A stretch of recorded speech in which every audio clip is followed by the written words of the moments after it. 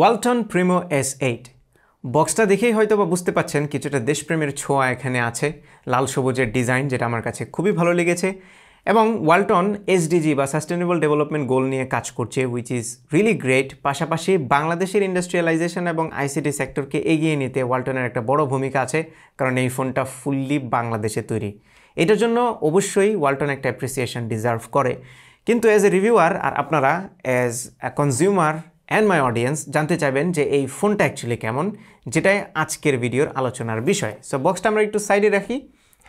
এই হচ্ছে সেই ফোনটা, ওয়ালটন প্রিমো S8। এটা দুইটা কালারে পাওয়া যাবে। আমার হাতে ব্লু কালার ভেরিয়েন্টটা আছে, আরেকটা আছে ব্ল্যাক কালার ভেরিয়েন্ট। সো শুরুতে আমরা এই ফোনের ডিজাইনটা নিয়ে একটু কথা বলি। ফার্স্ট অফ অল, এটা দেখে গ্লাস মনে হতে পারে, বাট গ্লাস না, এই ফোনটা অ্যাকচুয়ালি প্লাস্টিকের তৈরি। এটার ফ্রেম এবং রিয়ার পার্ট দুটোই হচ্ছে প্লাস্টিকের।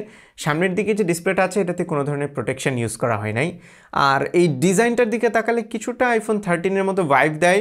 ক্যামেরা হাউসটা এবং এটার যে বডি ডিজাইন আছে এটা কিন্তু কার্ভড না, মানে সেমি কার্ভড, ফুললি রেক্ট্যাঙ্গেল শেপেরও না, আবার ফুললি কার্ভডও না।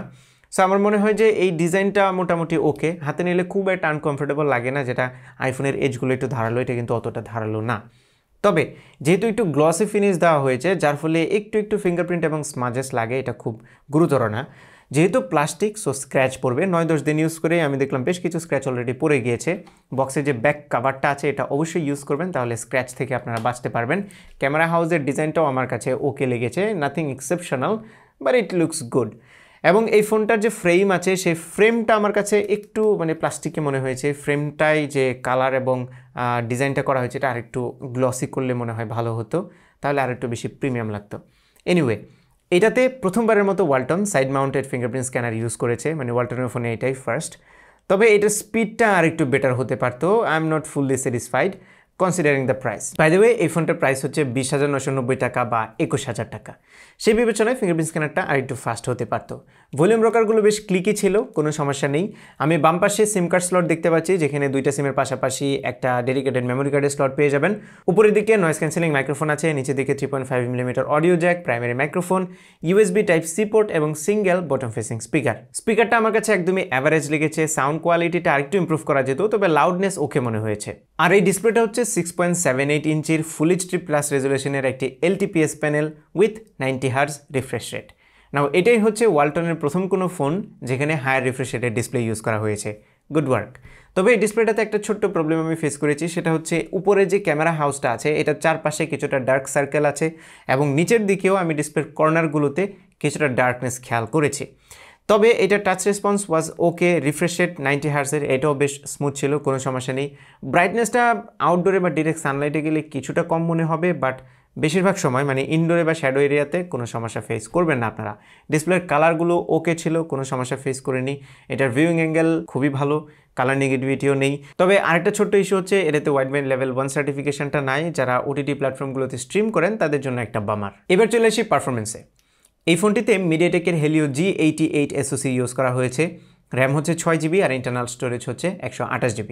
সফটওয়্যারে অ্যান্ড্রয়েড 11 আছে আউট অফ দ্য বক্স, যেটার উপরে অলমোস্ট স্টক লাইক একটা ইউআই আছে, ছোটোখাটো কিছু কাস্টমাইজেশন ছাড়া। পারফরমেন্সে আমি একটু ইস্যু খেয়াল করেছি, লাইক অ্যাপগুলোর ওপেনিং একটু স্লো মনে হয়েছে মাঝে মধ্যে, কয়েকটা অ্যাপ একটু ক্র্যাশও করেছিল। পাশাপাশি দু একটা জায়গাতে আমি একটু ল্যাগও খেয়াল করেছিলাম, স্পেশালি সোশ্যাল মিডিয়া অ্যাপগুলোতে। এটা দেখে বোঝা যাচ্ছে যে সফটওয়্যার হার্ডওয়্যারে অপটিমাইজেশনে কিছুটা ইস্যু আছে, কারণ G88 একটা ডিসেন্ট প্রসেসর, এই ধরনের ল্যাগ আসলে দেখার কথা ছিল না। সো ওয়ালটনের কাছে রিকোয়েস্ট থাকবে যেন তারা সফটওয়্যারটাকে একটু অপটিমাইজ করে। আমি শুনেছি ওয়ালটন একটা কাস্টম ইউআই তৈরি করতে যাচ্ছে। আই হোপ যখন সেটা তৈরি হবে তখন তাদের সফটওয়্যারটা আরেকটু বেশি অপটিমাইজ হবে এবং ফোনের পারফরমেন্সও আরেকটু বেটার হবে। গেমিংয়ের বেলায় যদিও আমি ভালো পারফরমেন্স পেয়েছি, এটা দিয়ে আমি পাবজি নিউ স্টেট খেলেছি, যেটা ডিসেন্ট পারফর্ম করছিল, পাশাপাশি কল অফ ডিউটি মোবাইলও ডিসেন্ট পারফর্ম করছিল, কোনো সমস্যা নেই। খুব একটা ওভারহিটিং ইস্যু আমি খেয়াল করিনি। পারফরমেন্সে শুধুমাত্র আমার মনে হয়েছে সফটওয়্যারের জায়গাটাতে একটু ইস্যু থাকবে। ওয়ালটন যদি সফটওয়্যার নিজেরা ডেভেলপ করে এবং টাইম টু টাইম আপডেট দেয়, পারফরমেন্স আরও বেশি বেটার করে, তাহলে মনে হয় এই ফোনগুলো লং টাইমের জন্য আরও বেশি সাস্টেইন করবে। ক্যামেরা সেকশনে পেছনে 4টা ক্যামেরা আছে, যার প্রাইমারিটা হচ্ছে 48 মেগাপিক্সেলের, অ্যান্ড দেন 5 মেগাপিক্সেলের একটা আলট্রা ওয়াইড ক্যামেরা আছে, 2 মেগাপিক্সেলের একটা ডেপথ সেন্সর অ্যান্ড 2 মেগাপিক্সেলের একটা ম্যাক্রো লেন্স। সো সেটআপটা গুড ওল্ড সেটআপ, মানে মোটামুটি ফ্যামিলিয়ার, যেটা আমরা গত 2 বছর ধরে দেখে আসতেছি। ছবির কোয়ালিটির কথা বললে ডে লাইটের ডিসেন্ট ছবি পাওয়া যায়। শার্পনেস এবং ডিটেলের কথা যদি বলি তাহলে কিছুটা ল্যাকিং মনে হয়েছে আমার কাছে।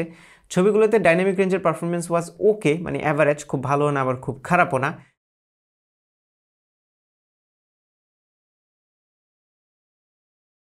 তবে ছবিতে আমি কনসিস্টেন্সি পাইনি, মানে কোনো ছবি ভালো আসছিল, কোনো ছবি খারাপ আসছিল, স্পেশালি পোর্ট্রেটের বেলায় কিছু ছবিতে এজ ডিরেকশন ঠিকঠাক করতে পারছিল, আবার কিছু ছবিতে খুবই বিদিকিচ্ছিরি অবস্থা। কিছু ছবি একটু বেশি কন্ট্রাস্টি হয়ে যাচ্ছিল, আবার কিছু ছবি একটু ওয়াশড আউট হয়ে যাচ্ছিল।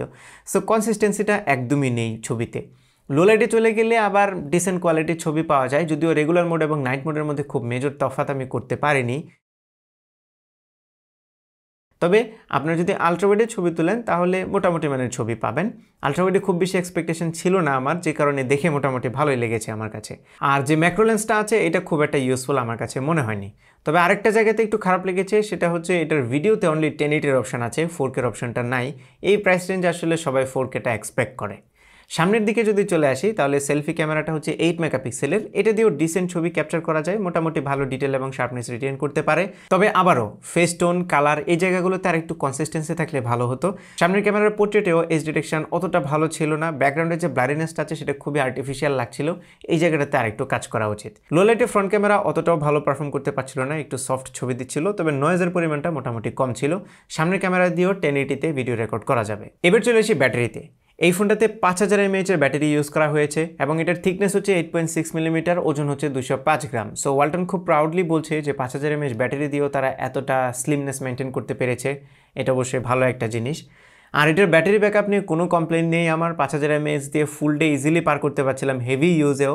একটু লাইট টু মডারেট ইউজ করলে আপনারা হয়তো আরেকটু বেশি সময় নিতে পারবেন, মানে সারাদিন পার করেও 20 to 30% চার্জ এটাতে থেকে যাবে, যেটা নিয়ে কোনো টেনশন নেই। তবে এটার বক্সের ভেতরে 18 ওয়াটের চার্জার দেওয়া হয়েছে, যেটা দিয়ে চার্জ করতে কিন্তু আপনাদের অনেকটা লম্বা সময় লেগে যাবে। আমার মনে হয় যে একটু ফাস্ট চার্জিং টেকনোলজি ওয়ালটনের অ্যাডপ্ট করা উচিত।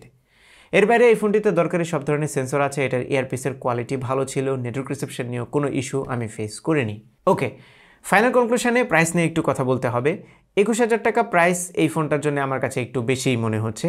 যদিও ওয়ালকার্টে এখন একটা ডিসকাউন্টে 19300 টাকার মতো প্রাইসে আপনারা পাবেন, স্টিল এই প্রাইসটাও আমার কাছে বেশি মনে হচ্ছে। প্রাইসটা যদি আরেকটু মডারেট করা যেত আমার মনে হয় যে এই ফোনটা একটা গুড ডিল হতে পারতো। এখন আমার কাছে একটু ওভার প্রাইসড মনে হচ্ছে। আর ওয়ালটনের কাছে রিকোয়েস্ট থাকবে সফটওয়্যার পার্টটাকে একটু অপটিমাইজ করার জন্য, মানে কম্পিউটেশনাল ফটোগ্রাফিতে একটু ফোকাস দেওয়ার জন্য, তাহলে কিন্তু ছবির কোয়ালিটিও আরেকটু বেটার হবে। বাকি সব কিছু মোটামুটি ঠিকঠাকই লেগেছে।